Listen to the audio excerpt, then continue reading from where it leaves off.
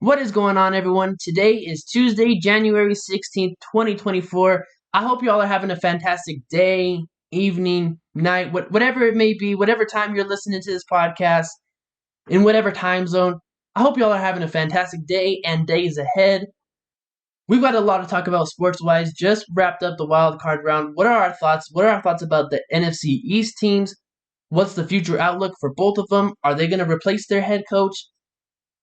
The Detroit Lions, for the first time in years, they win a playoff game. And not only do they win a playoff game, but it's a playoff game at home. And the scriptwriters couldn't have wrote it any better. It's Matthew Stafford, the longtime Detroit Lions quarterback, now Los Angeles Rams Super Bowl champion, goes into Detroit. Lions win. The storylines that were available for Wild Card Weekend were phenomenal. You had Tyreek Hill going back to Kansas City and the Miami Dolphins, although they let that game down. And, of course, Stafford, Detroit, that sort of thing.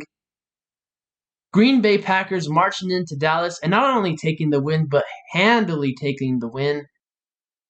Mike McCarthy, former coach of the Green Bay Packers, now Dallas. Now, what's his coaching outlook? Is Dallas going to make any changes? What is wrong with them? We'll have a lot to talk about with Wild Card Weekend. And now the next round, the Elite Eight. I feel the most confident going into the divisional round. Talking about the teams that have been eliminated that have the brightest future, ranking them. We've got a lot to talk about. Make sure you like this podcast. Hit that subscribe button. Hit that bell. Turn on all post notifications. You don't want to miss any of the content that I've got coming up, especially now that we're getting into crunch time, postseason, divisional round, then championship weekend, Super Bowl, and then from then on out, it's preparing for next season, the NFL draft, film reviews, prospect breakdowns. Who do I have higher than others? Who do I think is going to be the star of this draft? And of course, as y'all know, that's textbook.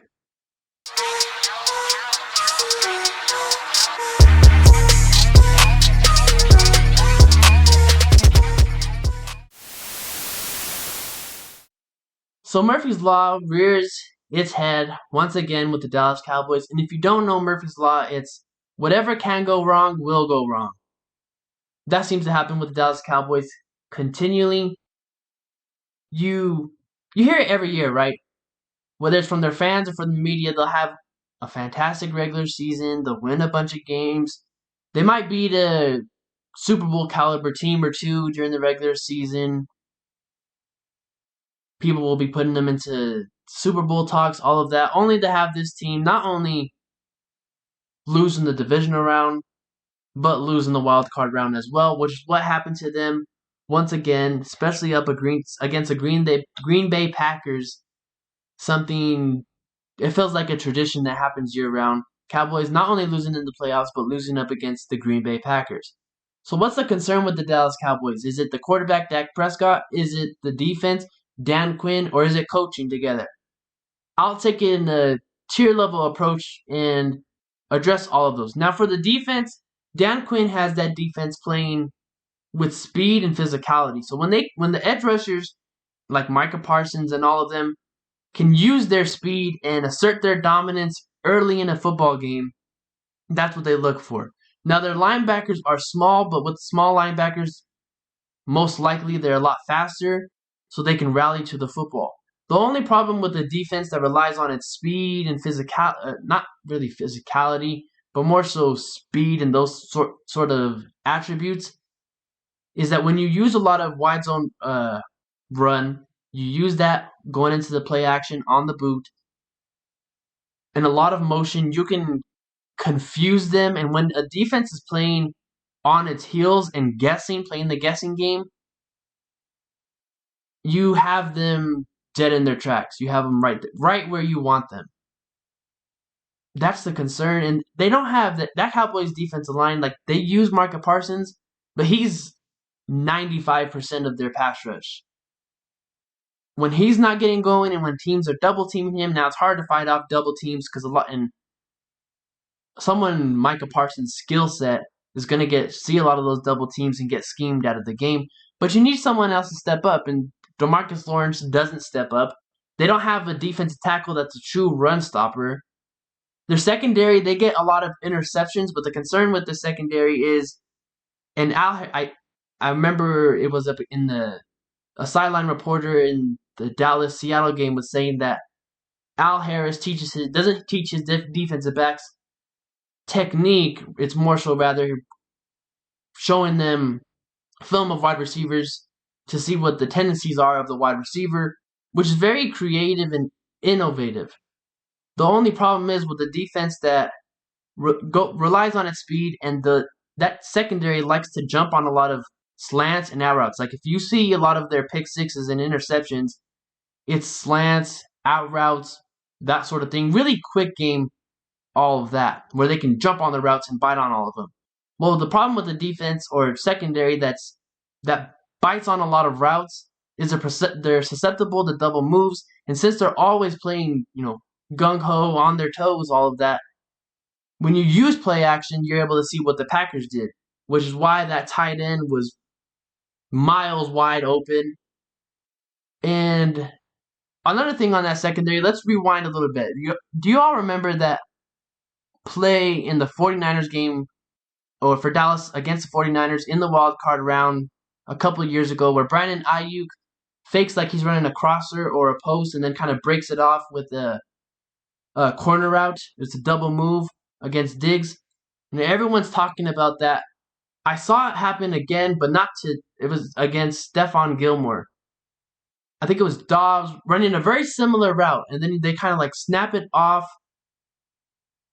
And, of course, Dobbs was wide open, gets a first down.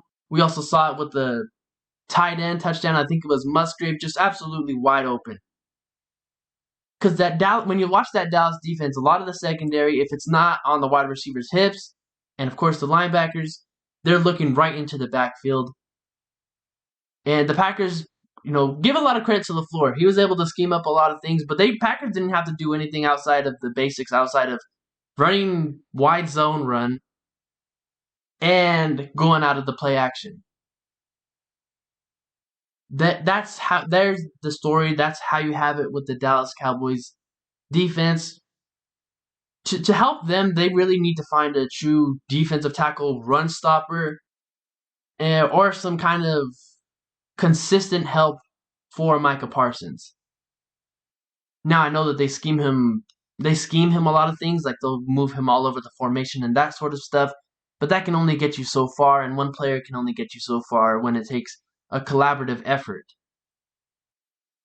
Now going back to the offense, I think it was the broadcast team had pointed out Dallas had the highest scoring offense in the league, or I think it was for quite some time in Dallas.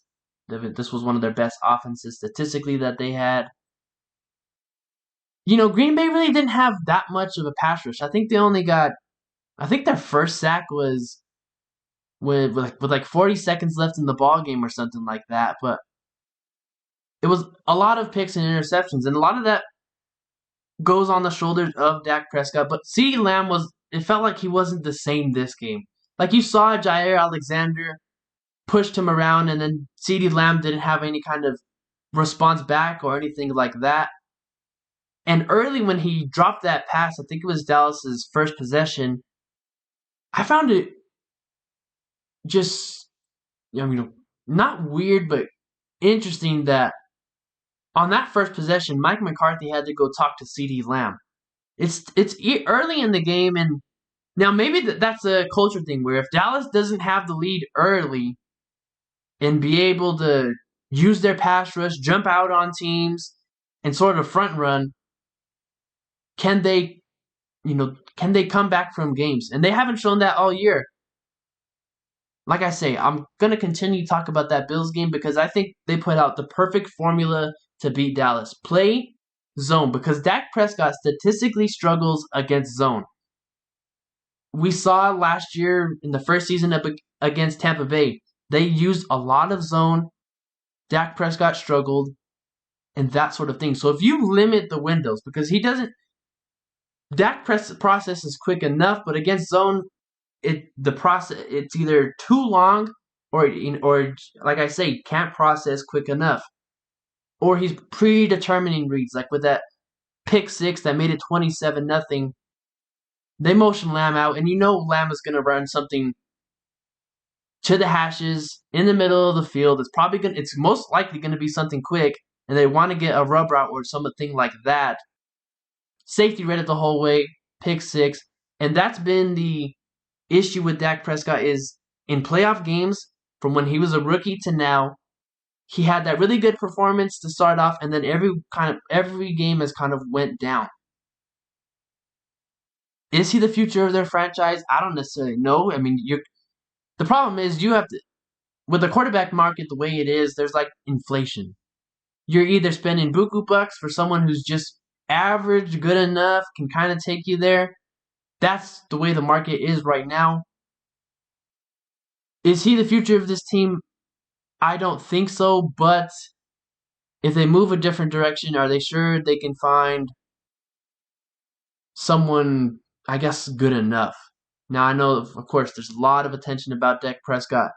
Is he a good quarterback? Yeah, I'd say he's good, but I don't think he's someone that takes you over the top, and I think he has to have a lot of things going for him for it to work well. Like you saw his rookie year, he had a fantastic offensive line. He had Dez Bryant, Cole Beasley. He was a good number two, and of course Ezekiel Elliott.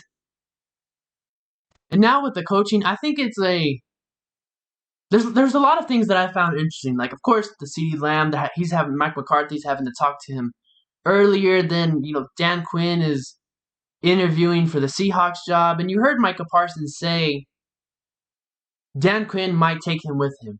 So I just felt it was going into a playoff game where they were the number 2 seed and they were at home. We all know the statistic that they have when they're at home. How do you have that type of mindset going into the game? Now, of course, Dak Prescott is vouching for Mike McCarthy after the game. I don't know. Of course, if you're looking for a head coach, I think the time to strike is right now just because there's a lot of quality candidates available. Is it something I see Jerry Jones doing? No, I don't think so. I don't see Jerry Jones moving off of someone, and I don't see him going for someone like a Bill Belichick because Jerry still wants to have power. And you look at after Johnson and Parcells, you look at the coaches that he's hired, like Jason Garrett, Mike McCarthy. They're all coaches that take the backseat to Jerry. And that's really what I see Jerry Jones wants.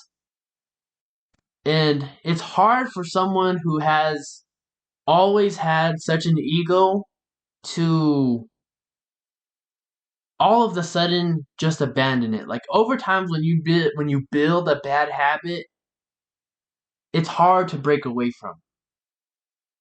So I mean, let me know what y'all think about the Dallas Cowboys. Should they move on from their coach? Should they not only move on from their coach, but their quarterback? You obviously feel like they're going to move on from Dan Quinn. This was a team that, before they got Mike McCarthy, only didn't even make they were up and down. It was a lot of 8-8 or 7-9 seasons. Sometimes you barely made the playoffs, but really in those years you didn't have that much of a chance, and your roster wasn't good enough. So we'll see. We'll see what they do. Now with the Philadelphia Eagles, that was defensively, that was hard to watch. That was a disaster. I mean,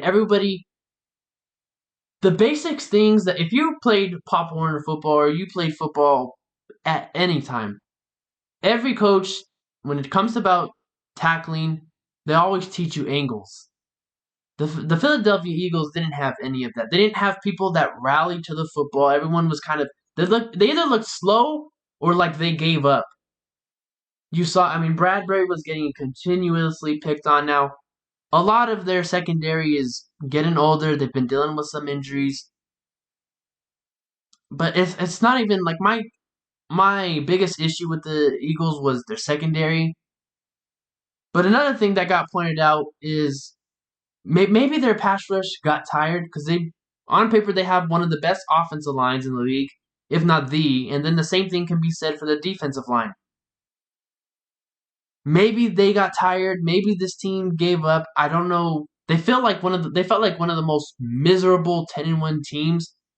Yeah, they were 10-1, and you figure a team like that, how did they go from 10-1 to 11-6 and lose in the wild card round? Watching it, they really were a team that you always felt like they just squeezed by a lot of games with their talent. And you saw a lot of their issues get exploited when they played Washington a lot, both times, and both times were really close games. Yeah, I mean, do you move on from Sirianni? That feels like what is going to happen. I think the most ideal candidate, if you do, of course, Jim Harbaugh is going to be talked about, but you feel like the Chargers are in the driver's seat for that one. Although the Eagles can definitely, assuredly make their case. But Vrabel, because they have put in all these resources to the offensive line and the trenches.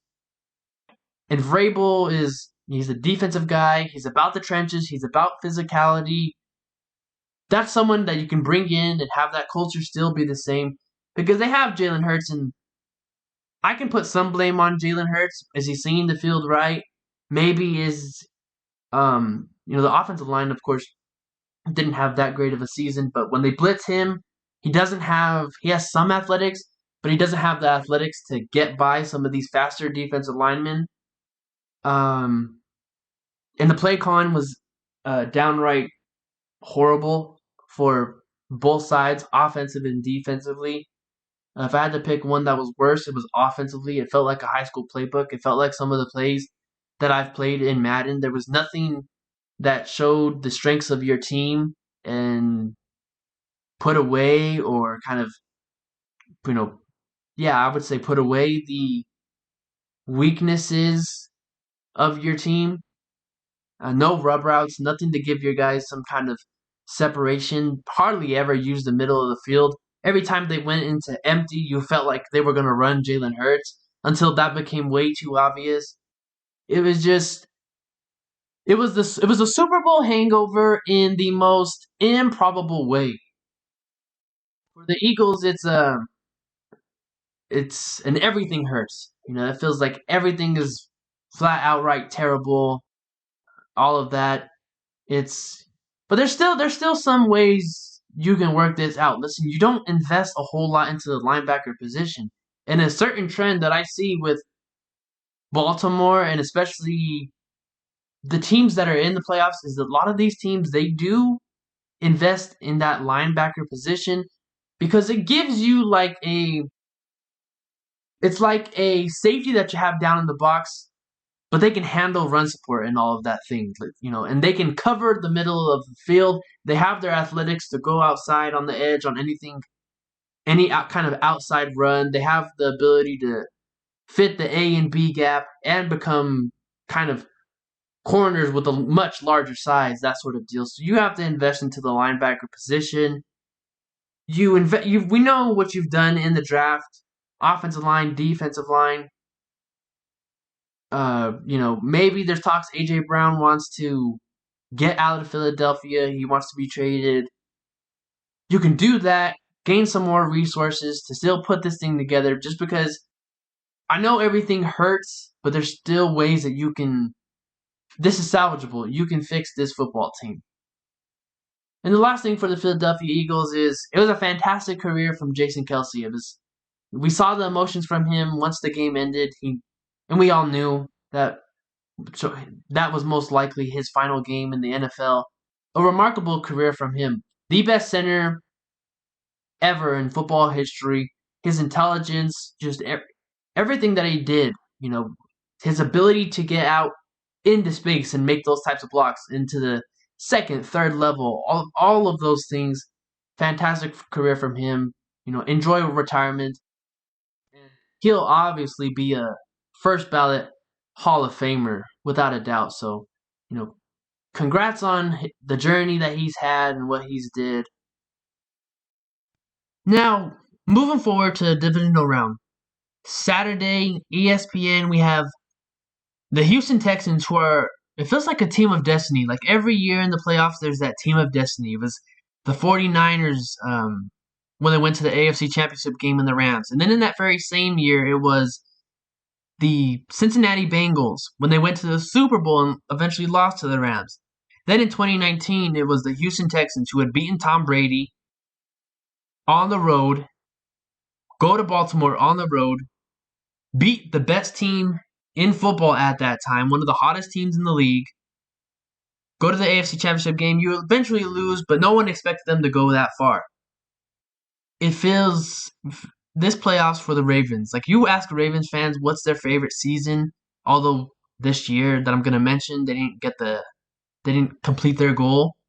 It was 2019 when Lamar Jackson was a unanimous MVP. They had the best record in the NFL. They had the 1 seed locked up, used that last week of the regular season as preparation and rest. It feels very similar because you have this AFC South team that's very hot, has a chip on their shoulder, getting things going at the right time. A defense playing tough, both sides of the ball complementing each other. Last week was their first full complementary football game that they played. Getting hot at the right time, going into Baltimore. It feels very eerily similar just because I feel like this Ravens team is going to come out a little bit flat. And if there's one way that you can expose them, they don't have a running game. Yes, they use Lamar Jackson a lot, but they lose Keaton Mitchell. There's in the running game, of course, you have Gus Edwards, although he's dealt with some injuries, so he's not the same Gus Edwards as usual. But is Justice Hill going to give them that spark and that juice? Because when the Ravens assert themselves in the running game, everything else works smoothly for them. We know their defense plays fantastic. They're really well. There's not too many issues or weaknesses or kinks in that armor for their defense. But if there's one in particular for that entire football team, it's their run game. And I'll say this little small kink about their defense. I know I didn't say that there's not too many, but there's this one little small thing. Is you can go back and look at that game they played up against the Rams and use a type of similar formula to stop them. Because the Ravens they don't have as much talent in that secondary, but they have guys that do the job. That's something you can attack because we know their defensive line, their linebackers are the best in the league. Safety, Kyle Hamilton, they have a lot of safeties that they use and they can interchange, and they have Mike McDonald has that group playing fantastically well. They disguise a lot of things. But there's one way you can attack them. It's kind of what Sean McVay put in there. And of course, we know Slowick was on that Washington staff. That was an incredible staff with McDaniel, McVay. Then it had Slowick, Shanahan. All those fantastic coaches in there were on that staff. They come from the same coaching tree. So you know that the Texans are going to implement a similar game plan from last week into this week. A lot of play action. And if the Texans can get their running game going, that opens up a lot of things. And C.J. Stroud right now playing impeccable football. Fearless. Timing. Anticipation. The way they use Nico Collins and his yard after a catch ability is absolutely insane. So, some kinks in the armor for the Baltimore Ravens. And if I'm a Ravens fan, I'm kind of fearing. There's one team I didn't want to play. It's the Houston Texans. I would have liked to play Pittsburgh had they won up against the Buffalo Bills, but it doesn't happen that way. Now you have to play a team with the chip on their shoulder that's getting hot at the right time. Game picks and who I like right now, I'll go with a little bit later, but just a little causes for concern that I have with the Ravens, and I'm 50-50, and I have a good enough confidence to feel like the Texans can pull this one out and shock a lot of people. Now, on that same day, it's another game that with the 1 seeds, having the week off and all of that rest, and you're playing a team that's hot with a rookie quarterback. Like, it's eerily similar what's kind of going on. And you look back to the last time these two teams played, it was the 49ers who were a team of destiny. Absolutely, everyone was kind of counting them out, didn't think they were going to make it that far. Took down the 1 seed with rest and preparation, all of that. Now, it's flipped. But you have Jordan Love, who looks like he's completing the trifecta of Favre, Rodgers, and now Love. But where I feel confident is it only takes one play for that 49ers team to get going. They're kind of like the Golden State Warriors back in their heyday when if Curry, Durant, or Klay Thompson hit a three, then it starts to become an avalanche and it just becomes this gold rush. That's the confidence that I have. And of course, Joe Barry's unit, although they got what they needed to with, turnovers up in that Dallas game, Dallas was still moving the football well. Now, Packers most likely and probably were playing prevent defense, give them whatever they want, just don't give up the big play, that sort of thing. Like I say, where I feel confident is in the weapons that the 49ers have, and they know the heartbreak that they faced, right? You can go back to when they were playing the Rams in the NFC Championship game. If their safety just catches that ball, it's an interception, game over. Right? And then, last year, with Brock Purdy gets hurt, maybe that game's completely different. And in the Super Bowl against the Kansas City Chiefs, if Jimmy Garoppolo completes that pass to Emmanuel Sanders, we don't know the outcome of it. Maybe Mahomes comes up with some magic. But I guess the logic or the presumption would be they win that football game. So they know the heartbreak that they face. And they know that this is a hot football team that they cannot take for granted. If you're the 49ers, you get the ball. You kick off, you want that ball first. Let's have all our momentum, the crowd going, score a touchdown, get on top early, use our pass rush. And that secondary, who I was worried about early in the season, is playing a lot better. They're starting to gel and that sort of thing. So, I'm sure this is going to be a fantastic game. I'm sure it's going to be a classic, Jordan Love and all the storylines that we hear and heading into this game. Some of the similarities from when these two teams last met each other. Like I say, game picks, I'll have those later. But I'm 50-50 when it comes up to these one seeds in the divisional playoff game. And now, history in Detroit was made. Congratulations for the Detroit Lions, right? This was a team, they suffered out of all teams in the league. Now, I know a lot of teams have suffered some heartbreak. And that feeling is absolutely terrible. You might even say that this franchise was cursed with the 0-16 season and, the cherry on top or everyone knows about and that goes viral was Orlovsky running outside the back of the end zone and all of that. The fans with the paper bags on their head. And let's take it a step further. I hate to twist the knife like this, but the Justin Tucker, 60-plus yard field goal that doinks off the top of the crossbar and goes in, right? They've had a lot of heartbreak. But take it in, Detroit fans, for the city, the Detroit Lions, everyone involved with that organization, take a breath of fresh air. You've won a playoff game. Not only do you win that playoff game, but what makes it even more special, you win it at home for all your fans to enjoy. All these season ticket holders who have had, long time, for long years that they've had the season tickets at that game. All the Detroit legends over there. What it means for this city, what it means for, the whole state. Congratulations to them. But now you get the Tampa Bay Buccaneers. After this game, I was feeling like, okay, Dallas lost. Detroit's going to get another home playoff game. I'm sure that environment's going to be rocking, and the stadium might just fall apart just from the screams and the roars from the fans. But you felt like, even if whoever they played, Tampa Bay or Philadelphia, you gave them a good chance to win that game. These two teams did meet in the regular season. It was, I think it was a 20-3 win. Like I say, usually, historically, when the team that wins the regular season usually loses in the postseason. I don't see that to be the fact, though. This is a Detroit Lions team offensively getting things going, right? You have Amon-Ra St. Brown. You have a good offensive line. You're going to have to rely on Penei Sewell a lot, especially in the run game. You're going to see it a lot. Gibbs or Montgomery, they're going to be running right to Penei Sewell. use Gibbs. Continue to use Gibbs. Continue to use Amon-Ra St. Brown. His releases off the line of scrimmage, his route running, playmaking. Use all of that because you can test that Tampa Bay secondary. If you can run the football, play your brand, you're most likely going to win this game.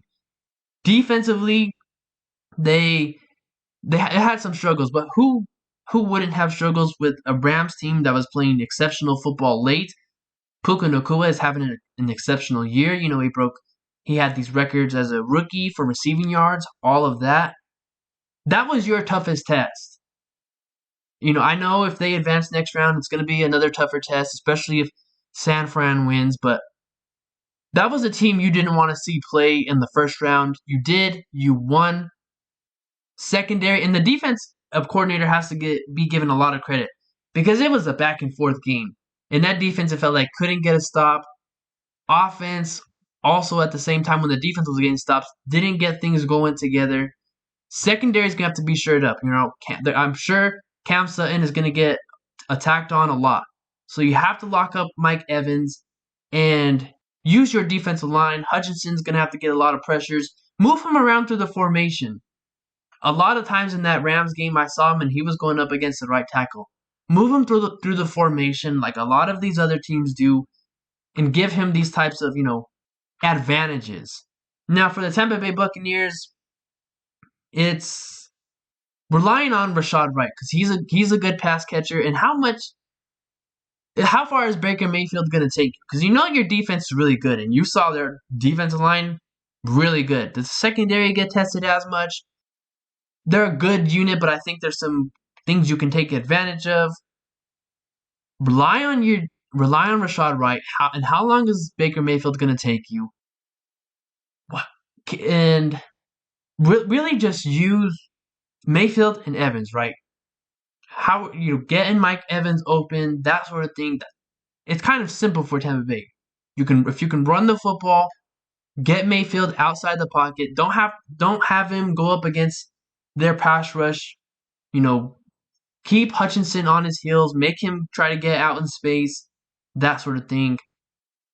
I like where the Detroit Lions stand, just because, like I said, no matter who they played, whether it was Tampa Bay, Philadelphia, you felt like they have a good advantage. The players are going to be amped up for this game, right? It's a second home playoff game, in Detroit. Possibility for this franchise, in football fans' existence, they never would have thought the Detroit Lions would be in the divisional round. Well, you get a chance to go to the conference championship game. Lot riding on for them in this city. Just too much going for them to feel like they're not going to win, right? Now, moving on to the last divisional round game. Sunday, the Kansas City Chiefs and Buffalo Bills, right? Part 2, where, Allen and Mahomes, these two have always matched up, especially in the postseason. Kansas City and Patrick Mahomes, Patrick Mahomes is going to be fired up for this one. He's also playing Josh Allen, but a lot of people have made a lot of talk about this being his first playoff game on the road.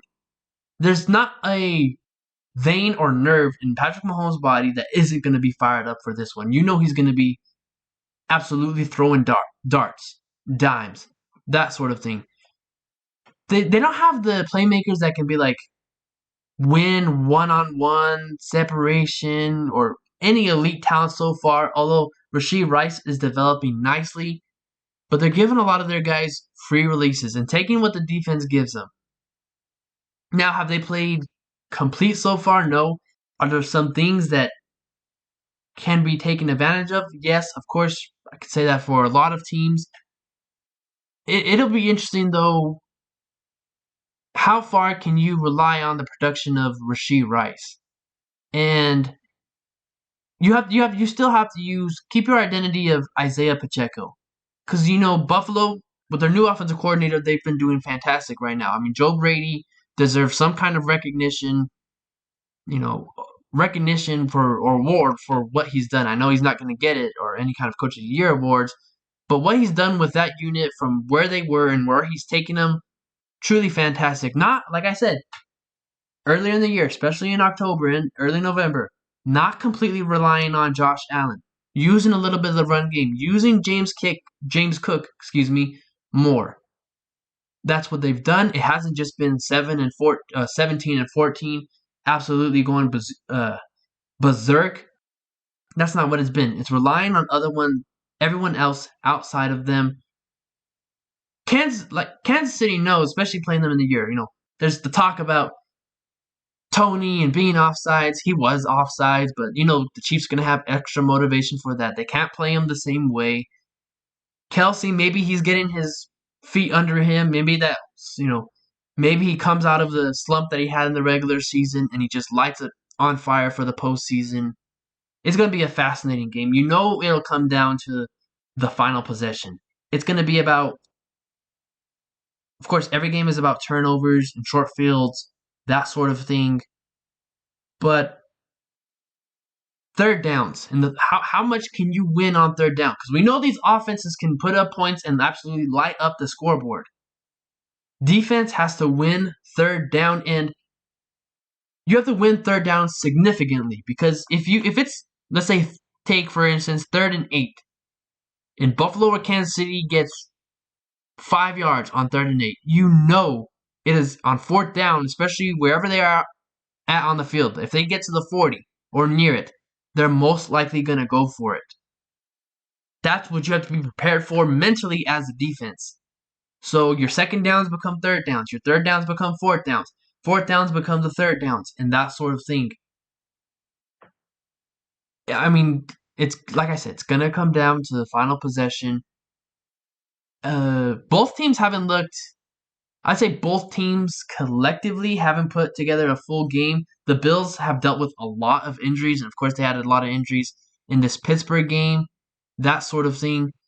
And another thing to watch out for that I'm glad that Tony Romo pointed out there. Now, it surprised me is when the Buffalo Bills go in, let's say 4th and 1 or short yardage, right? Inches or 1. When they do a QB sneak with Josh Allen, every single time he goes to the left side. Something for Kansas City to watch on, to keep an eye out for, especially on tape. And of course, Buffalo is going to say, Buffalo probably sees that same thing. Josh probably does as well. And they can run something different off of that, really creative. I know the wild card round disappointed us, and it was not a whole lot of any exciting games or classics. But usually when that happens, the divisional round becomes an instant classic. It's going to be a fun divisional round. Let me know in the comments, how are you going to spend time watching these games, and what is your favorite go-to snack in these games? Do you like wings? Do you like pizza? Any kind of barbecue, ribs, burgers, that sort of thing? Let me know in the comment section. I appreciate all of y'all's participation. What do you have for these games? What is going to be the Final Four? Do you like Kansas City? Do you like Buffalo? Do you like Houston? What's going to be the Final Four? What team are you rooting for? And what's one Super Bowl matchup you would like to see in these playoffs? Let me know in the comment section. I appreciate it. And meanwhile, while you're there, check the description. The links to my social media will be there. Hit subscribe. Hit the bell. Turn on post notifications. You're not going to miss any of the content that I have coming up. So of the teams who lost in the wild card round, who has the brightest future? If asking me my opinion on this, the LA Rams. Not many people expected them to go to the playoffs. I had this team, out of the playoffs early, possibly picking in the top 10. They had lots of issues on the offensive line last year. They completely turned it around, and their draft process, how well they draft. Free agent signings, just a well-run organization that gets things right. I mean, Puka Nacua, 5th round draft pick, right? And then you draft Cooper Kupp in the later rounds. You draft Aaron Donald. He's a high pick. You get Matthew Stafford, and he turns out to work right.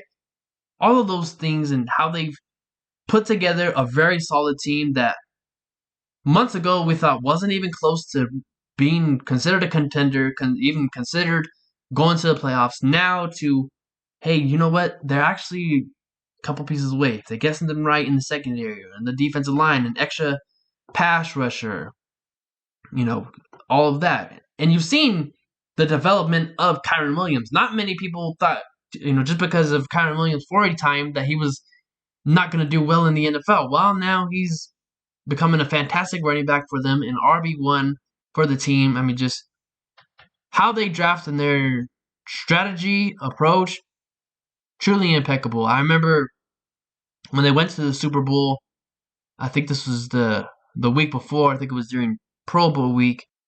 I'd read a story about how this franchise uses kind of AI and technology during their free agent signing and draft process to figure out what type of player is going to work out best for the team, some kind of mod, all of that. And seeing it put together with how they do in free agent signings, the draft process, I'm going to keep that model going. Keep everything going forward. Keep what you have going on. You obviously have it correct. You obviously have it right. So just lots of positivity going for the Rams moving forward. And then secondly goes to the Cleveland Browns. I mean, they have all these injuries, right? Still able to make do with something. Take a deep run into the playoffs. Questions about the quarterback position, all of that, but the team stays healthy. You've got a championship contender and a roster that can compete right away. Then thirdly, I would have to go Pittsburgh Steelers, right? The Mike Tomlin effect. Whatever he does, whatever team he goes to, they always have some sort of success. Like he makes do. He turns nothing into something, and sometimes that something is even better than what it is. This was a team that other coaches, the roster in and of itself, most likely goes 6-10. Instead, they have a double-digit win season. I think they go 10-7. With Mason Rudolph, you make that game semi-competitive. I know the score says it was a lot different and all of those things. It was still semi-competitive, somewhat.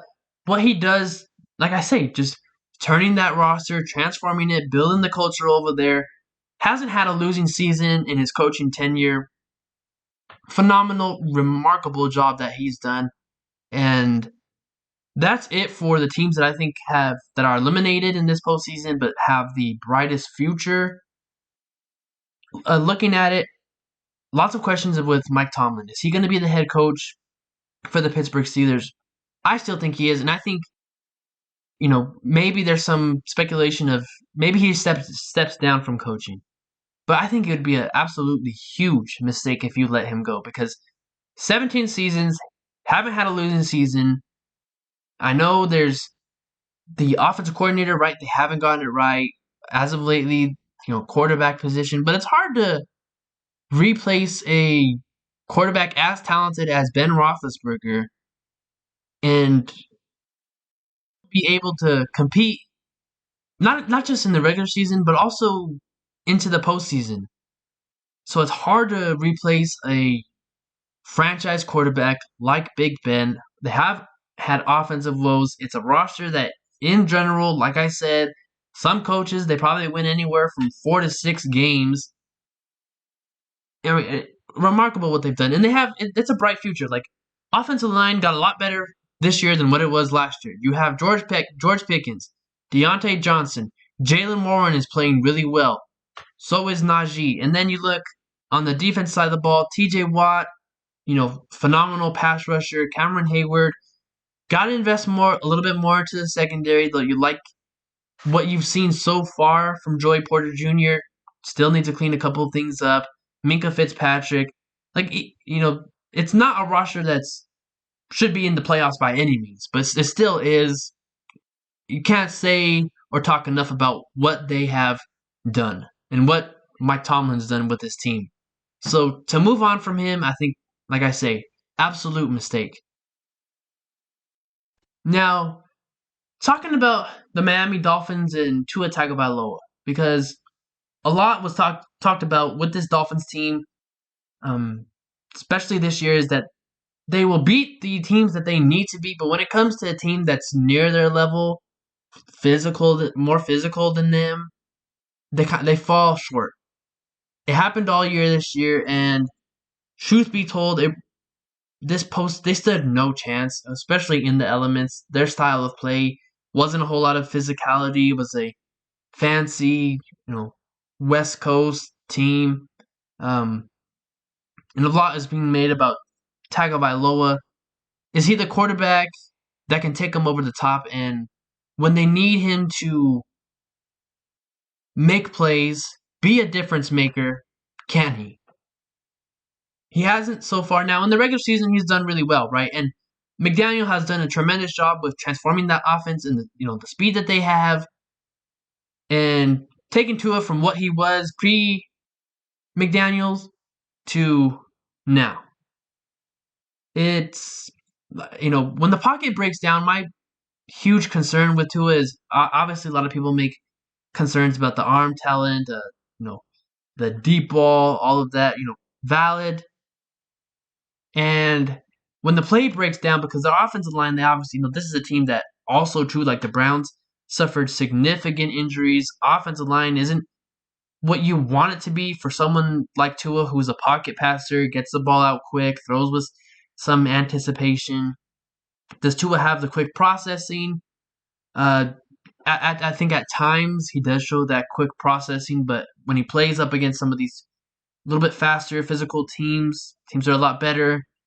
Maybe he goes through it a little too quick, or he gets a little anxious in the pocket. But when that play breaks down, is he able to make something do? And he just doesn't have the physicals to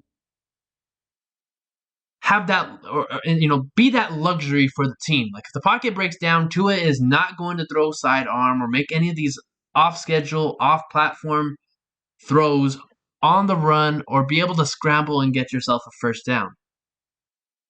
And what the element of this team, their identity is speed and attacking vertically. The arm strength, does he really have it? No, of course, right? So you factor all these things, and then I don't know if, because in the postseason, every weakness that you have gets magnified to the nth degree. But then you're also supposed to make plays, like special players during this time make special plays. And can he be that for them? Now, if you go off of Tua and you go with someone else, what's the significant drop off? Maybe you get in someone like Kirk Cousins, fits in well, right? Kind of a little bit taller, taller than Tua. When the pocket breaks down, can he make a couple of things? Maybe, possibly, depends on what there is off schedule. No, not really, but the processing and all that, and the deep ball, I would say for Kirk is a little bit better. Maybe they're in the Justin Fields sweepstakes. There was rumors that they possibly would be searching on that or doing their homework on that. I still think if you were to run it back with Tua, like, I don't know how much better, like, when you're always talking about changing the quarterback, it can get significantly better or it can get significantly worse. And Tua is good enough for them right now. But I'm just cautious of making that type of emotional decision, because emotional people that make emotional decisions, it really doesn't pan out well. And when you have this sort of power, or you're a general manager that has that power to, shake up the roster, change it up a little bit, you don't want to make too much of an emotional decision, because you might end up with someone worse than Tua, and now with all the weapons that you have and resources you've put in, you're in a terrible spot. Now, as for the Miami Dolphins, they had a lot of injuries. Like, I know I've been on this team a lot, that they're not as physical. If you're a physical and fast team that gets pressure, going into Tua's face, or any kind of pressure towards Tua, play's over. You've already done your job. You've won the rep. But they've dealt with injuries. I mean, Chubb, Phillips, Howard, they had a ton of injuries throughout this whole team. It'll be interesting to see what they do at the quarterback spot, how they come out looking next year.